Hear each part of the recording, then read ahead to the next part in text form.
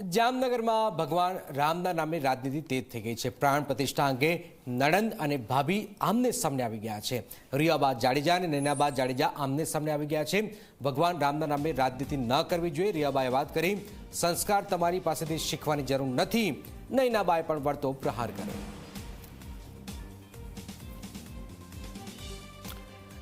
ચૂંટણી સમયે પણ આપણે જાણીએ છીએ કે આ બંને નણંદ ભાભીના સંબંધો સામે આવે છે। આ વખતે પણ રામને લઈને જે રાજનીતિ થઈ છે, આ બંને એકબીજા સામે પ્રહાર કર્યા છે।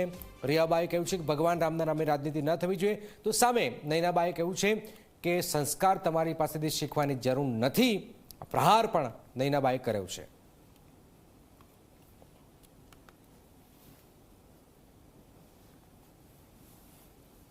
ની વાત આવે ત્યારે કોઈ રાજનીતિની વાત નથી થતી, ત્યારે કોઈ વ્યક્તિ વિશેષ કે કોઈ પાર્ટી વિશેષ આ કાર્યક્રમ નથી। આ પ્રભુ શ્રી રામને અને જે કરોડો ભારતવાસીઓની જે આસ્થા પ્રેમી જનતા છે, એને એમની આસ્થા, એમની શ્રદ્ધાને આ વધામણા અને પ્રભુ શ્રી રામના જ્યારે અવસર હોય ત્યારે એ સૌએ સાથે મળી અને આ 500 વર્ષથી જે એક પેન્ડિંગ પ્રશ્ન હતો, ત્યારે આપણા આદરણીય વડાપ્રધાન શ્રી ના માધ્યમ દ્વારા પ્રભુ શ્રી રામનો જ્યારે પ્રાણ પ્રતિષ્ઠા મહોત્સવ થવા જઈ રહ્યો હોય ત્યારે રાજનીતિથી ઉપર ઉઠી અને ધર્મપ્રિયતા અને પ્રભુ શ્રી રામને આપ સૌ બધા આવકારીએ, એવી જ આપ સૌને અભ્યર્થના છે।